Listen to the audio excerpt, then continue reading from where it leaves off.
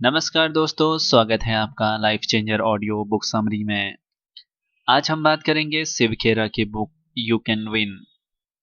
अगर आप भी कुछ बड़े सपने देख रहे हैं तो ये बुक आपको अपनी जर्नी स्टार्ट करने में हेल्प करेगी और आपको डायरेक्शन देगी जिससे आप अपने गोल्स को क्लियरली सेट कर पाएं और अपने ड्रीम्स सच कर पाएं। और सबसे इंटरेस्टिंग बात इस बुक की ये है कि इस बुक के हर चैप्टर में आपको एक एक्शन प्लान मिलेगा जिससे आप किसी एक्सरसाइज की तरह प्रैक्टिस कर सकते हो। इस बुक में आपको वो सीक्रेट मिलेगा जो सक्सेसफुल लोगों की को लाइफ में अप्लाई करते हैं। ये बुक किसे पढ़नी चाहिए? हर वो इंसान जो लाइफ में सक्सेसफुल बनना चाहता है, यानी हर स्टूडेंट जो अच्छे ग्रेड्स के सपने देखता है, या वो बिजनेसमैन जिसे अपने बिजनेस को नई ऊंचाइयों तक ले जाना है, या कोई वर्किंग प्रोफेशनल जो अपने काम में बेस्ट परफॉर्मेंस देना चाहता है। उन सबको शिव खेड़ा की ये बुक जरूर पढ़नी चाहिए जो उन्हें अपने गोल सेट करने और उन्हें अचीव करने में एक्सट्रीमली हेल्पफुल प्रूव होगी। इस बुक के ऑथर कौन हैं? यू कैन विन के ऑथर हैं शिव खेड़ा, जो एक जाने माने इंडियन ऑथर हैं और सोशल एक्टिविस्ट हैं। शिव खेड़ा ने इंडियन कास्ट सिस्टम के खिलाफ एक मूवमेंट भी लॉन्च किया है। उन्होंने इस काम के लिए एक ऑर्गेनाइजेशन भी स्टार्ट किया है, इसका नाम है कंट्री फर्स्ट फाउंडेशन। उन्होंने भारतीय राष्ट्रवादी सामंत पार्टी के नाम से खुद की एक पॉलिटिकल पार्टी का भी गठन किया था। इसके अलावा उन्होंने पब्लिक इंटरेस्ट में सुप्रीम कोर्ट में कई सारी पीआईएल फाइल की है। शिव खेड़ा का जन्म एक बिजनेस फैमिली में हुआ था।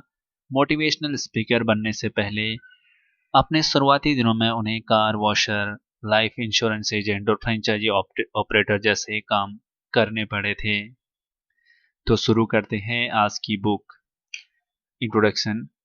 क्या आपने कभी कुछ ऐसे सपने देखे थे जिन्हें आप दिलो जान से पूरा करना चाहते थे मगर वो नहीं हो पाए? या आपने आज तक सिर्फ दूसरों के सपने पूरे होते देखे हैं मगर खुद के नहीं? जी हाँ, हम सबके साथ कभी ना कभी ये चीज हुई है। ऐसा लगता है जैसे कुछ लोग लाइफ के गेम में मास्टर होते हैं, उन्हें जो चाहिए वो मिल जाता है। तो फिर आप ऐसे क्यों नहीं कर सकते? ये बुक उन रीजंस पर लाइट डालेगी जो बताएंगे कि क्यों सिर्फ कुछ लोगों को ही सक्सेस मिलती है, सबको नहीं।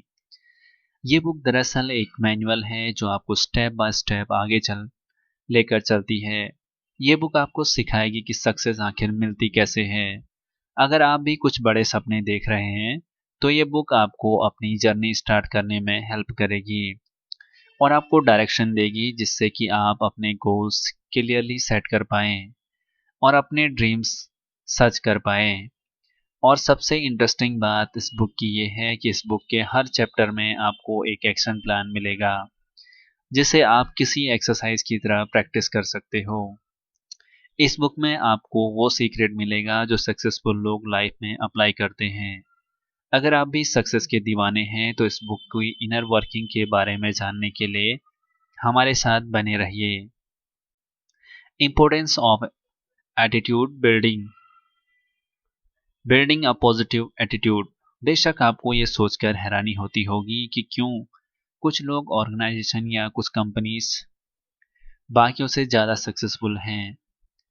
तो इस सवाल का जवाब है क्वालिटी। जब हम क्वालिटी की बात करते हैं तो इसका मतलब क्वालिटी ऑफ पीपल और बिजनेस चॉइस से है। सक्सेस की दुनिया में एटीट्यूड की काफ़ी इंपॉर्टेंस है जो सक्सेसफुल लोगों को लूजर से अलग करता है। ये बात सब जानते हैं कि स्ट्रॉन्ग बिल्डिंग की शुरुआत स्ट्रॉन्ग फाउंडेशन से होती है। हर सक्सेसफुल बिजनेस की शुरुआत टीक्यूपी से होती है, यानी कि टॉप क्वालिटी पीपल। ये वो लोग होते हैं जिन्हें कभी अपनी टीम में शामिल किया था। ये वो लोग हैं जिनके अंदर एक स्ट्रॉन्ग डिजायर होती है आपके बिजनेस की क्वालिटी को बेस्ट बनाने की, उन्हें टॉप पर ले जाने की। स्टडीज से ये प्रूव हो चुका है कि ज़्यादातर लोगों को अपने रिज्यूमे की वजह से नहीं बल्कि अपने एटीट्यूड की वजह से जॉब मिलती है। दरअसल अपने बिजनेस और लाइफ को लेकर एक पॉजिटिव एटीट्यूड रखना ही आपकी सक्सेस का सीक्रेट है। और हमारा एटीट्यूड डिपेंड करता है हमारे एनवायरनमेंट पर और हमारे एक्सपीरियंस पर। जो इंसान पॉजिटिव आउटलुक रखता है वो हमेशा खुद से पहले दूसरों की केयर करता है। एक पॉजिटिव वो है जो हमेशा कॉन्फिडेंट, पेशेंट और रिसोर्सफुल रहता है। टॉप क्वालिटी पीपल की लिस्ट में शामिल होने के लिए आपको पॉजिटिव बनना होगा और उसके लिए डेली प्रैक्टिस करो ताकि ये आपकी हैबिट में शुमार हो जाए। खुद को एजुकेट करते रहो, साथ ही खुद को नेगेटिव और नेगेटिव टीवी प्रोग्राम्स या इस तरह के एंटरटेनमेंट से दूर रखो तो बेटर होगा। हम आपको बताते हैं कि कैसे एक वाइज मैन से मिलने के लिए एक अफ्रीकन फार्मर की लाइफ ही चेंज हो गई। हफीज अपनी खेती बाड़ी के काम से खुश था और एक हैप्पी लाइफ जी रहा था। लेकिन एक वाइज मैन ने सिंपल वर्ड से किसी मिरेकल की तरह उसकी लाइफ चेंज कर दी। उस वाइज मैन ने हफीज से कहा कि डायमंड उसे बहुत ज्यादा अमीर बना सकते हैं। अगर उसके पास एक अंगूठे जितने बड़ा डायमंड हो तो वो एक पूरा शहर शहर खरीद सकता है, और अगर उसके पास अपनी मुट्ठी से बड़ा डायमंड हो तो पूरी कंट्री ही खरीद सकता है। वाइज मैन की इन बातों को सुनकर हफीज को रात भर नींद नहीं आई। वो अपनी हालत से ज्यादा खुश नहीं था, तो उसने डिसाइड किया कि वो अपने खेत बेचकर डायमंड ढूंढने निकलेगा। बहुत दिनों तक इधर उधर घूमने के बाद वो स्पेन पहुंचा। अब तक उसकी हालत काफी खराब हो चुकी थी। वो इतना थका हुआ और खस्ते हाल था कि एक तरह से डायमंड मिलने की उम्मीद ही छोड़ दी थी। लाइफ से तंग आकर उसने नदी में कूदकर जान दे दी। लेकिन हफीज को मालूम नहीं था कि उसके घर से जाने के बाद वहां क्या हुआ। जिस आदमी ने उसका खेत खरीदा था उसे एक दिन खेतों के पास वाली नदी में डायमंड मिले। दरअसल हुआ ये था कि एक दिन वो आदमी नदी के किनारे बैठकर सुबह का नजारा देख रहा था। तभी उसे पानी में कुछ चमकता हुआ दिखा। जब वाइसमैन खेत के नए ओनर से मिलने गया तो दोनों ने देखा कि हफीज एक डायमंड माइन के ऊपर सो रहा था। मगर अफसोस उसे ये बात मालूम नहीं थी। ये चीज प्रूव करती है कि लाइफ में पॉजिटिव एटीट्यूड कितना जरूरी है। हफीज अगर पॉजिटिव सोच रखता और अपने एसेट्स पर भरोसा करता तो शायद वो सबसे अमीर इंसान होता। मगर अफसोस उसने अपने नेगेटिव एटीट्यूड की वजह से होपलेस होकर बेकार में अपनी जान दे दी। Success winning strategies. हम जानते हैं कि हमें सक्सेस हमारी एटीट्यूड की वजह से ही मिलती है और हमारा एटीट्यूड हमारी चॉइस पर डिपेंड करता है। तो इसका मतलब ये हुआ कि success is a matter of choice and not luck. यानी सक्सेस किस्मत की नहीं बल्कि चॉइस की बात है।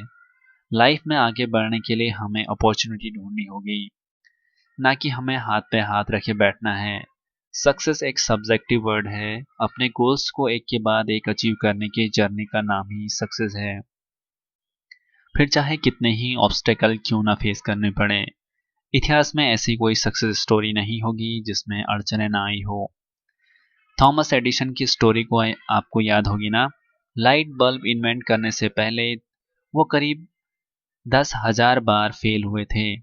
सक्सेस के लिए एक ऐसी मेंटेलिटी होना बेहद जरूरी है जो आपके अंदर एक स्ट्रॉन्ग डिजायर, कमिटमेंट और रिस्पॉन्सिबिलिटीज की फीलिंग पैदा कर सके।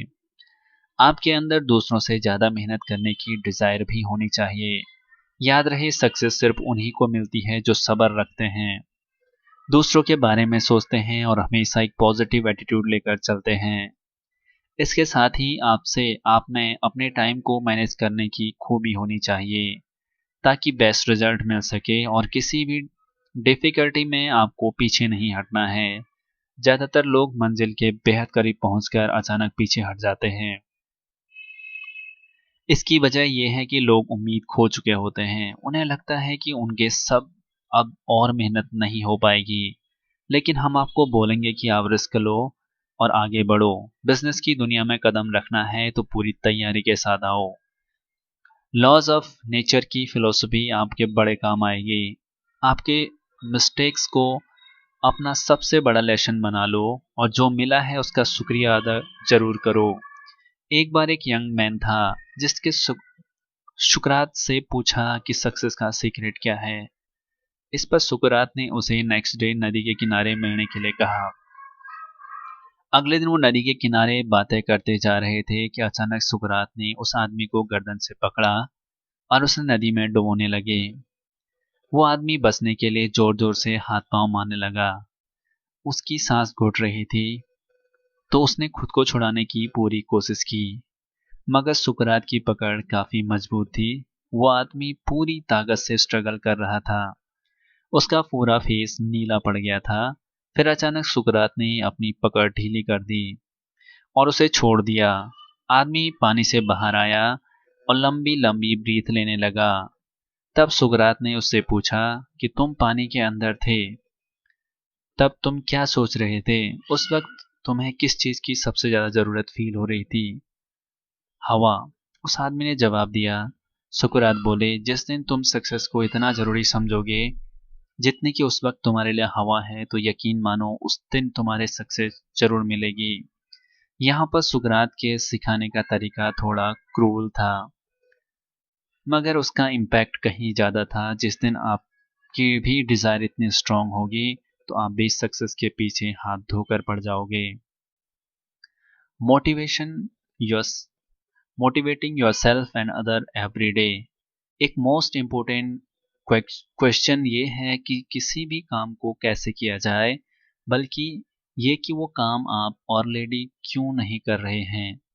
वैसे ज़्यादातर लोगों को पता होता है कि उन्हें सक्सेसफुल बनने के लिए क्या करना चाहिए, लेकिन उन्हें ये नहीं पता होता कि वो किस चीज़ को अभी इस वक्त से क्यों नहीं स्टार्ट कर रहे हैं। आप दूसरों से इंस्पायर होते हैं, ये अच्छी बात है, मगर आप तभी मोटिवेट होंगे जब आप अपने एक्शन प्लान चेंज करेंगे। आपके इनर वैल्यूज आपकी लाइफ के मोस्ट लास्टिंग मोटिवेशन सोर्स होते हैं। जिन लोगों की लाइफ में कुछ टारगेट, कुछ गोल्स होते हैं, वो हमेशा दूसरों से ज़्यादा मोटिवेटेड फील हो करते हैं। अक्सर एक्सटर्नल फैक्टर्स जैसे फियर, मनी, इंसेंसिटिव हमें मोटिवेशन फील कराते हैं, मगर कुछ इंटरनल फैक्टर भी हैं, जैसे sense of pride, sense of achievement, responsibilities और दूसरों की केयर करना वगैरह। आप दूसरों को भी मोटिवेट होने में हेल्प कर सकते हैं। उन्हें हेल्प और रिस्पेक्ट देकर या उनके काम को रिकॉग्नाइज करके वो डिजर्व करते हैं। लोगों की नीड के हिसाब से उन्हें हमेशा कुछ बेटर करने के लिए चैलेंज करो। एक लड़के की स्टोरी है जो अपनी स्कूल टीम में शॉकर खेलता था। वो लड़का हमेशा रिजर्व रहता था क्योंकि उसके कोच को उस पर भरोसा नहीं था। जब भी स्कूल का मैच होता, उस लड़के के फादर हमेशा उस देखने आते, हालांकि उनके बेटे को कभी खेलने का मौका नहीं मिलता था। फिर धीरे धीरे लड़के ने प्रैक्टिस में आना छोड़ दिया, लेकिन अचानक एक दिन वो फिर से प्रैक्टिस में आया। इस बार वो काफ़ी कॉन्फिडेंट लग रहा था। उनके स्कूल का फाइनल मैच होने वाला था। उसने कोच से रिक्वेस्ट की कि वो उसे मैच में रख ले, मगर कोच ने ये बोलकर मना कर दिया कि स्कूल की रिस्पेक्ट का सवाल है और वो कोई चांस नहीं लेना चाहते। मगर उस लड़के के बार बार रिक्वेस्ट करने पर कोच को आखिर मानना ही पड़ा। जब मैच शुरू हुआ तो हर कोई उस लड़के की परफॉर्मेंस देखकर हैरान था। वो गोल पर गोल किए जा रहा था। उस पूरे गेम का स्टार वो ही लड़का था। गेम जब ओवर हुआ तो कोच ने उससे पूछा, तुमने ये कैसे किया? क्योंकि वो लड़का सॉकर में काफी अच्छा नहीं था, मगर आज वो अचानक से एक स्टार बनकर उभरा था। लड़के ने बोला, मैं अच्छा परफॉर्म इसलिए कर पाया क्योंकि मेरे फादर मैच देखने आए थे, लेकिन उसके फादर तो वहाँ थे ही नहीं। तो कोच ने पूछा, कहाँ हैं तुम्हारे फादर? लड़के ने कहा, मेरे फादर ब्लाइंड थे, वो हमेशा उनकी प्रैक्टिस में आते थे मगर कुछ देख नहीं पाते थे। लेकिन आज जब वो इस दुनिया में नहीं है तो ऊपर स्वर्ग से उसे खेलता देख रहे होंगे और बड़े खुश होंगे। तो अगर आपके पास भी कोई स्ट्रांग मोटिवेशन है तो आप भी अपनी लाइफ के स्टार बन सकते हैं। बस क्लियर गोल सेट करो, हाई एक्सपेक्टेशन रखो और लाइफ में आगे बढ़ते रहो। Self esteem, building a positive self esteem and image. आप खुद के बारे में क्या सोचते हैं, ये चीज़ बड़ी मैटर करती है। अगर अपनी सेल्फ एस्टीम चेंज करनी होती तो आपको परफॉर्मेंस भी चेंज हो जाएगी। आप मोटिवेटेड, हैप्पी और एम्बिशियस फील करेंगे। आपको ये सेल्फ एस्टीम वाले लोगों को अवॉइड करना है, क्योंकि ये लोग ना तो रिस्पॉन्सिबल होते हैं, ना ही कभी अपने प्रोमिसेस निभाते हैं। ऐसे लोग अक्सर नेगेटिव अप्रोच वाले होते हैं, जिनके साथ रहकर आप भी नेगेटिव बनते चले जाएंगे, और ये चीज़ आपके बिजनेस के लिए बिल्कुल भी ठीक नहीं है। कुछ लोग प्रिटेंड करते हैं जैसे उनका सेल्फ स्टीम काफ़ी हाई है। लोग उन पर यकीन भी कर लेते हैं, मगर सेल्फ स्टीम हमारे एक्शन से दिखता है, ना कि बातों से। हमें क्या पसंद है, क्या नहीं, ये हमारे सेल्फ स्टीम से पता चलता है। इसलिए प्रिटेंड करने का कोई फ़ायदा नहीं, जबकि असलियत हमारे एक्शन के थ्रू शो हो जाती है। आपकी परवरिश कैसे हुई, ये चीज़ हमारे सेल्फ एस्टीम से डायरेक्टली रिलेटेड होती है। आपका एनवायरनमेंट आपकी पर्सनैलिटी को काफ़ी हद तक अफेक्ट करता है। आपकी एजुकेशन भी उतनी ही इम्पोर्टेंट रोल प्ले करती है। डिसिप्लिन भी काफ़ी ज़रूरी है। जो लोग एक फर्म बिलीफ सिस्टम के साथ पले बड़े होते हैं, वो जानते हैं कि खुद से प्यार करना कितना ज़रूरी है। ऐसे लोग कभी अपनी रिस्पॉन्सिबिलिटी से नहीं भागते। डिसिप्लिन में रहना फ्रीडम के अगेंस्ट नहीं है, बल्कि डिसिप्लिन हमें एक राइट डायरेक्शन की ओर गाइड करता है, हमें सही रास्ता दिखाता है। सक्सेस का सीक्रेट ये नहीं है कि हम वो कर रहे हैं जो हमें पसंद है, बल्कि वो भी हम करें, उसे पूरे दिल से करें। लाइफ परफेक्ट नहीं होती। इंसान को इतना कॉन्फिडेंट होना चाहिए कि हम लाइफ में अपने आने वाली हर सिचुएशन को हैंडल कर सकें। एक पॉजिटिव सेल्फ स्टीम बिल्ड करने के लिए आपको अपनी पेनफुल मेमोरीज से छुटकारा पाना होगा। अपने पॉजिटिव एक्सपीरियंस को याद कीजिए, अपनी लिमिटेशन को इग्नोर करके आगे बढ़ते रहो। हेल्पफुल बनो, लोगों को कॉम्प्लीमेंट्स दो, और आपकी तारीफ करे उसे दिल से एक्सेप्ट करो। इस तरह की अप्रोच के साथ आगे बढ़ने से आपके लिए गोल सेट करना और उन्हें अचीव करना और भी इजी हो जाएगा। विल्मा काफ़ी छोटी थी जब उसे पोलियो का तेज फीवर चढ़ा। इस फीवर की वजह से उसकी बॉडी में पैरालिसिस हो गया था।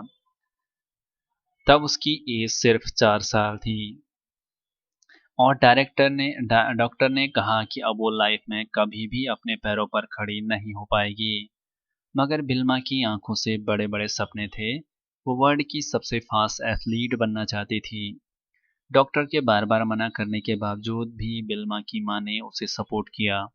उसकी माँ को पूरा यकीन था कि एक दिन उसकी बेटी अपने सपने सच करके दिखाई। अगर खुद पे भरोसा हो तो इंसान अपनी मेहनत और लगन से कुछ भी कर सकता है। एक दिन बिल्मा ने अपने पैरों से ब्रशेस उतार दिए। वो इतने टाइम बाद आज पहली बार जमीन पर पैर रख रही थी। वो दौड़ना चाहती थी, ट्रैक पर रेस लगाना चाहती थी। वो बिल्मा ने कंपटीशन में रेस लगानी स्टार्ट कर दी, लेकिन फिनिश लाइन पर वो हमेशा लास्ट आती थी। इसी तरह कई साल गुजर गए। बिल्मा ने हार नहीं मानी। वो एक के बाद एक रेस दौड़ती रही, तब जब तक कि वो एक दिन जीत नहीं गई। फिर वो यूनिवर्सिटी गई, जहां उसे एक अच्छे कोच मिले। उसने कोच उसके कोच ने अपना ड्रीम शेयर किया, तो उन्हें भी विल्मा की पॉजिटिव स्पिरिट से पे पूरा यकीन हो गया था। विल्मा ओलंपिक्स में गई, जहां उसका कंपटीशन बड़े सबसे तेज दौड़ने वाले लेडी के साथ हुआ। मगर विल्मा ने उस लेडी को हराकर तीनों रेस जीती और 3 गोल्ड मेडल घर लेकर घर लौटी। विल्मा ने वो कर दिखाया जो डॉक्टर्स के हिसाब से नामुमकिन था। उसने हिस्ट्री क्रिएट की। 1960 में वो ओलंपिक रेस जीतने वाली फर्स्ट पैरालिटिक औरत थी। इंटरपर्सनल स्किल, बिल्डिंग अ प्लीजिंग पर्सनैलिटी। जॉर्ज वॉशिंगटन ने एक बार कहा था कि what the world needs is not product knowledge but people knowledge. यानी दुनिया को प्रोडक्ट नॉलेज की नहीं, बल्कि पीपल नॉलेज की ज़रूरत है। लोगों को करिज्मेटिक होने की ज़रूरत नहीं है, और उन्हें दूसरों की केयर करनी होगी। उन उनसे कनेक्ट होना पड़ेगा। बिजनेस वर्ल्ड में स्ट्रॉन्ग कनेक्शन बिल्ड करना काफ़ी इम्पोर्टेंट होता है। लाइफ इको जैसी है, जो कुछ आप दुनिया में दोगे वही लौट कर आपके पास आएगा। अगर आप लोगों को लव और पॉजिटिव वाइब्स दोगे तो सेम चीज़ें आपको बदले में मिलेंगी। इसलिए ऐसी सिचुएशन अवॉइड करें जो आपको दूसरों के साथ गुड रिलेशनशिप बिल्ड करने से रोके। डिसऑनेस्ट, रूड और सेल्फिश अप्रोच के बजाय लोगों के साथ रिस्पेक्टफुली प्यार से पेश आएं। और एक गुड पर्सनैलिटी डेवलप करने के लिए आपको रिस्पॉन्सिबल बनना होगा। दूसरों की फीलिंग्स को समझें, जो प्रॉमिस किया है उसे पूरा करें। जितना हो सके कंप्लेंट और क्रिटिसाइज करने से बचें। अगर कोई मिस्टेक करता है तो उसे ह्यूमन बिहेवियर की समझकर माफ कर दो और बोलने से ज़्यादा सुनने की आदत डालो। अपनी गलती तुरंत मान लेना एक गुड पर्सनैलिटी की पहचान है। एक लीडरशिप यही कहता है, ये बात हमेशा याद रखो कि इस दुनिया में कोई भी परफेक्ट नहीं होता, इसलिए दूसरों की गलतियों पर बहस करना बेकार है। आर्ग्यूमेंट अवॉइड करने की कोशिश करें तो बेटर होगा। इसके बजाय कोई फ्रूटफुल डिस्कशन करें। याद रखो कि अच्छे दोस्त भी उसी के होते हैं जो खुद अच्छा दोस्त होता है। चलो इसी बात पे एक स्टोरी सुनते हैं। एक बार दो फार्मर्स थे जो आपस में चीजें बांटते थे। पहला वाला एक बेकर था, दूसरा वाला बटर बेचता था। जो बेकर था वो दूसरे फार्मर को फ्रेश ब्रेड दिया करता था। दूसरा फार्मर भी बदले में 1 पाउंड बटर दे देता था। एक दिन बेकर ने सोचा कि दूसरा फार्मर जो उसे बटर देता है उसका वेट वाकई में 1 पाउंड है भी या नहीं। तो अपना शक दूर करने के लिए उसने एक तराजू मंगाया और बटर का वेट किया। अब शक नहीं निकला। आज तक उसे जो भी बटर मिल रहा है 1 पाउंड से कम वेट का मिल रहा था। उसे दूसरे फार्मर की इस चीटिंग पर बड़ा गुस्सा आया। उसने इस बात का फैसला करने के लिए दूसरे फार्मर पर केस कर दिया और मामला कोर्ट में पहुंच गया। जज ने दूसरे फार्मर से पूछा कि तुम बटर का वेट करने के लिए कौन सा तराजू यूज करते हो। इस पर दूसरा फार्मर बोला, मेरे पास कोई तराजू नहीं है। मैं बटर का वेट करने के लिए एक बेकर की ब्रेड लोफ का ही यूज करता हूँ, क्योंकि मुझे हमेशा यही लगता है कि ये मुझे 1 पाउंड ब्रेड भेजता है। अब ये बात साफ है कि इस स्टोरी में अगर कोई चीटर है तो वो पहले वाला फार्मर, यानी हमें जो दूसरों को देते हैं वही लौटकर हमारे पास आता है। इसलिए हमेशा पॉजिटिविटी और गुड एटीट्यूड रखो, क्योंकि वही आपको बदले में मिलेगा। Subconscious mind and habit building a pleasing personality. हम सब सक्सेसफुल होने के लिए ही पैदा हुए हैं। हम सबके अंदर वो पावर है, हम अपनी लाइफ में ग्रेट बन सकें। लेकिन वो चीज़ हमें आगे बढ़ने से रोकती है, वो है इस सोसाइटी के रूल्स और रेगुलेशंस। अक्सर हमें लगता है कि सक्सेसफुल लोगों को हर काम को बड़ी इजीली कर लेते हैं, लेकिन लोग हमसे डिफरेंट नहीं हैं। बस ये लोग अपने एक्सपीरियंस से इतना लर्न कर चुके हैं कि सक्सेस उनके लिए एक हैबिट बन जाती है। और ये लोग सबकॉन्शियस माइंड से सब कुछ इजीली करते चले जाते हैं। इनके लिए सोशल नॉर्म्स मैटर नहीं करता, ना ही उनके नेचर को अफेक्ट करता है, क्योंकि ये लोग इतने फोकस्ड और डिटरमाइंड होते हैं। इसलिए अभी से गुड हैबिट्स की आदत डाल लो। ये हैबिट्स आपको एक दिन सक्सेस दिलाएगी और खुद को आज से ही सक्सेस के लिए रेडी करना स्टार्ट कर दो। यानी पॉजिटिव हैबिट्स जैसे कि चॉइस ऑफ बुक्स जो आज तक आप पढ़ते थे, मूवी जो आप देखते थे और पोस्टकार्ड जो आप सुनते आ रहे थे। अपने चारों ओर एक सक्सेस का माहौल क्रिएट करो। जब आप अपने कॉन्शियस बिहेवियर से स्टार्ट करोगे तो आपका अधिकांश माइंड खुद ही फॉलो करेगा। और हम सब जानते हैं कि हमारा अनकॉन्शियस माइंड कितना पावरफुल है, क्योंकि ये इंटरनल होता है, ये सोचता नहीं है और ना ही कोई सवाल करता है। ये सिर्फ कॉन्शियस माइंड को फॉलो करता है। इसलिए डर और हेजिटेशन को दूर करके एक्शन पर फोकस करो। वैसे बॉडी और माइंड मुश्किल से कंट्रोल होते हैं, हैबिट्स इनकी इजीली चेंज नहीं हो पाती। स्पेशली हमारा माइंड किसी भी चेंज को इतनी इजीली अडॉप्ट नहीं करता। लेकिन आप पॉजिटिव बने रहिए और हमेशा एक बड़ी पिक्चर इमेजिन करते चलो। हैबिट्स रातों रात बिल्ड नहीं होती, इसके लिए डिसिप्लिन और पेशेंस की ज़रूरत पड़ती है। हम आपको 12 डेज फार्मूला बताएंगे जो आपको हैबिट्स फॉर्म करना सिखाएगा। सबसे पहले तो आपको अपनी सेल्फ टॉक पर फोकस करना है, यानी अपने बारे में नेगेटिव कमेंट्स करना छोड़ दो। जैसे अक्सर हम बोलते हैं आई एम टायर्ड। अपनी डेली प्रैक्टिस में और ज़्यादा पॉजिटिव कमेंट्स की हैबिट डालो। ऑथर हमें अपने नेफ्यूज़ की स्टोरी बता रहे हैं। उनके दो नेफ्यूज हैं जिन्हें टेनिस खेलना पसंद है। एक बार उनके फादर कंप्लेन कर रहे थे कि उनको दोनों बेटों को इस हैबिट की वजह से उन्हें कितना पैसा खर्च करना पड़ता है। ऑथर ने उन्हें बोला कि घर पे सारा दिन खाली बैठकर किसी बैड हैबिट्स में पड़ने के बजाय टेनिस खेलना ज़्यादा बेटर ऑप्शन है। बच्चों के फादर ने इस बात पे गौर किया और उन्हें भी रियलाइज़ हुआ कि उनके बच्चों के अंदर पॉजिटिव पर्सनैलिटी डेवलप होने के लिए टेनिस खेलना काफ़ी अफोर्डेबल रहेगा। ये उन्हें एंगेज रखता है जिससे कि वो किसी बुरी आदत का शिकार नहीं होंगे। वैसे भी खाली दिमाग शैतान का घर होता है। हमारी लाइफ का एक वैक्यूम जैसी है। अगर आप पॉजिटिव हैबिट्स कल्टीवेट नहीं करेंगे तो आपके अंदर नेगेटिव हैबिट्स आने में देर नहीं लगेगी। इसलिए आपको अलर्ट रहने की ज़रूरत है। कहीं आप किसी बैड हैबिट का शिकार तो नहीं बन रहे। आपकी हैबिट्स आपको कहीं कहाँ ले जा रही है, सक्सेस की तरफ या फेलियर की तरफ। यह आपके आंसर पर डिपेंड करता है कि आप खुद को फ्यूचर में कहाँ देखते हैं। इसलिए आज से ही अपनी हैबिट्स को लेकर सीरियस हो जाइए। जो भी आपकी नेगेटिव बातें हैं उसे पॉजिटिव में बदलें। Goal setting setting and achieving your goals. जिन लोगों के पास अपनी लाइफ को लेकर कोई क्लियर विजन नहीं होता है उन्हें मंजिल कभी नहीं मिलती। ऐसे लोग लाइफ टाइम बस यहाँ से वहाँ भटकते ही रहते हैं। गोल सेट करने और ड्रीम्स की विशेषता पूरी होने में काफ़ी डिफरेंट है। ड्रीम्स में स्पेसिफिक डायरेक्शन की हमेशा कमी होती है, लेकिन सक्सेस के लिए गोल सेट करना बहुत ज़रूरी होता है। अगर आपको मालूम नहीं है कि आपकी लाइफ में आपको जाना कहाँ है तो आप कहाँ से कहाँ पहुँच पाएंगे। ऐसा नहीं है कि हर कोई अपने लिए गोल सेट करते हैं। ज़्यादातर लोग लाइफ को लेकर नेगेटिव और डरे हुए रहते हैं। उन्हें इस बात पे डाउट रहता है कि वो लाइफ में कुछ अचीव कर भी पाएंगे या नहीं। इसलिए ये लोग लाइफ में कुछ मिला उससे सेटिस्फाई रहते हैं। लेकिन यहीं पर एक डिफरेंस आता है। एम्बिशंस ही ग्रेट लोगों को नॉर्मल लोगों से अलग बनाता है। आपको ये पता होना चाहिए कि आपके गोल्स स्मार्ट होने चाहिए।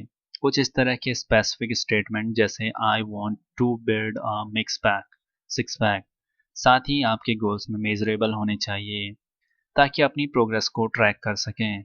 इसलिए रियलिस्टिक और अचीवेबल होने चाहिए। ऐसा कोई गोल सेट मत करो जो इम्पॉसिबल हो, जो आपके लिए मुश्किल हो। फाइनली आपके गोल्स का एक टाइम लिमिट में बाउंड होना चाहिए। जैसे कि अगर आपको सिक्स पैक बनाने हैं तो खुद को 6 मंथ का टाइम दो। गोल्स शॉर्ट टर्म या लॉन्ग टर्म दोनों टाइप के हो सकते हैं। कभी कभी जब किसी खास गोल पर फोकस करते हैं तो अक्सर वो उसमें इतना इन्वॉल्व हो जाते हैं कि बाकी चीज़ें भूल जाते हैं। मगर हमें ये ध्यान रखना होगा कि हमारे काम और लाइफ के बीच एक बैलेंस बना रहे। आपको अपनी हेल्थ और फैमिली को भी ध्यान रखना है। फोकस बनाए रखने की अच्छी बात यह है फोकस बनाए रखना अच्छी बात है, मगर लाइफ को एंजॉय करना भी उतना ही इम्पोर्टेंट है। एग्जाम्पल के लिए कि हम फ्लोरेंस चैडविक की स्टोरी लेते हैं जो एक फेमस स्विमर थी। उसने इंग्लिश चैनल को क्रॉस कर लिया था। अब उसके सामने सबसे बड़ा गोल था। फ्लोरेंस ने सोच लिया था कि वो कैटलिना चैनल को क्रॉस करेगी। पूरी दुनिया देख रही थी जब वो कोड और कोहरे की चादर को चीरते हुए आगे बढ़ती जा रही थी। यहाँ तक कि वो रास्ते में आने वाली शार्क फिश से भी नहीं डरी। वो लगातार स्विमिंग करते जा रही थी मगर उसके कोहरे की वजह से लैंड नजर नहीं आ रहा था। फाइनली वो इतना थक गई कि उसके गिव अप कर दिया। मंजिल के बेहद करीब पहुंचकर भी उसने लास्ट मोमेंट पर हार मान ली थी। और ये सिर्फ इसलिए हुआ क्योंकि फ्लोरेंस का विजन क्लियर नहीं था। इसके करीब 2 मंथ्स बाद फ्लोरेंस ने फिर से ट्राई किया। इस बार उसे जीत हासिल हुई। उसके मेंस वर्ल्ड रिकॉर्ड 2 घंटे में ये रेस जीती। ये स्टोरी हमें क्लियर विजन की इम्पोर्टेंस बताती है। आपको अपना गोल ही क्लियर नहीं दिखेगा तो आप मंजिल तक पहुंचेंगे कैसे। पहले ही हार मान कर बैठ जाओगे। Value and vision doing the right thing for the right reason. हम ये श्योर करें कि वैल्यू सिस्टम राइट है या नहीं। हम ये कैसे जज करें कि जो हम कर रहे हैं सही कर रहे हैं। लेकिन ये बड़ा ट्रिकी क्वेश्चन है क्योंकि वैल्यू सब्जेक्टिव होते हैं, क्योंकि हर कोई अपने पर्सपेक्टिव से इस दुनिया को देखता है। तो हम कैसे डिसाइड करें। तो ऐसे दो टेस्ट हैं जिससे हम अपनी वैल्यू चेक कर सकते हैं। फर्स्ट एक टेस्ट जिसे मामा टेस्ट बोलते हैं। अगर आप कुछ कर रहे हो तो खुद से पूछो कि क्या आपकी मदद आपके इस काम से प्राउड फील करेगी या नहीं। अगर वो करती है तो आप राइट पाथ पे चल रहे हैं, और अगर नहीं तो आपको वैल्यूज में चैलेंज लाने की ज़रूरत है। सेकेंड टेस्ट में बाबा टेस्ट, ये सेम मेथड, फ़र्क बस ये है कि इस बार आप खुद को फादर समझें। सोचें कि आपके बच्चे आपको जज करेंगे। जब भी आप कुछ करें तो सोचो कि आप वो इमरजेंसी आपके इमर, इमेजिनरी बच्चे आपको देख रहे हैं। क्या वो आपके फादर पर प्राउड फील करेंगे? अगर हाँ तो ठीक है, वरना आप जानते हैं कि आपको कहाँ चेंजेस लाने हैं। अगर आप प्रैक्टिस करके अपने वैल्यू चेंज कर सकते हैं तो अपने वैल्यूज इंपॉर्टेंट है, क्योंकि यही डिसाइड करेंगे कि आप कौन हैं और आपको लाइफ में क्या चाहिए। अगर आपके वैल्यूज रॉन्ग हैं तो आपकी लाइफ मिजरेबल हो जाएगी, क्योंकि वैल्यूज आपके अस्तित्व की पहचान है, इसलिए आपको उन्हीं से स्टार्टिंग करनी होगी। आपके राइट वैल्यूज आपकी लाइफ को एक पर्पस देंगे। जब आपको अपनी लाइफ का पर्पस मालूम हो जाएगा तो आपका विजन भी क्लियर हो जाएगा। आपको पता होगा कि आप किस डायरेक्शन में जा रहे हो और वहां आपको क्या मिलेगा। एक क्लियर विजन गुड वैल्यूज से भी बिल्ड होता है, तो आपकी लाइफ को राइट पाथ पर ले जाती है। यहाँ पर एक किंग की स्टोरी सुनेंगे, किंग मिडास की। किंग मिडास को गोल्ड से बड़ा प्यार था। जितना उसके पास गोल्ड आता था उतना ही उसका लालच बढ़ रहा था। उसने हर जगह गोल्ड ही गोल्ड इकट्ठा कर लिया। एक दिन किंग मिडास के पास एक स्ट्रेंजर आया। उस स्ट्रेंज आदमी ने उससे कहा कि वो उसकी एक विश पूरी कर सकता है, वो जो भी मांगेगा उसे मिलेगा। क्योंकि राजा को गोल्ड से ही प्यार था, इसलिए उसने स्ट्रेंजर को बोला कि मुझे ऐसी पावर दे दो कि मैं जो भी टच करूं वो गोल्ड में बदल जाए। मिडास अपने किंगडम की हर चीज को गोल्ड में बदलना चाहता था। स्ट्रेंजर ने उससे बोला कि कल सुबह तक तुम्हारी विश पूरी हो जाएगी। नेक्स्ट डे जब किंग उठा तो उसने अपने बैट को टच किया तो गोल्ड में बदल गया। किंग मिडास खुशी से नाचने लगा। उसने अपने विंडो बाहर अपनी बेटी को गार्डन में देखा। अपनी बेटी को देखकर उसे बड़ी खुशी हुई। उसने बुक पढ़ने की कोशिश की मगर वो गोल्ड बन चुकी थी। उसने खाने की कोशिश की मगर खाना गोल्ड बन चुका था। अब भला वो गोल्ड कैसे खाता?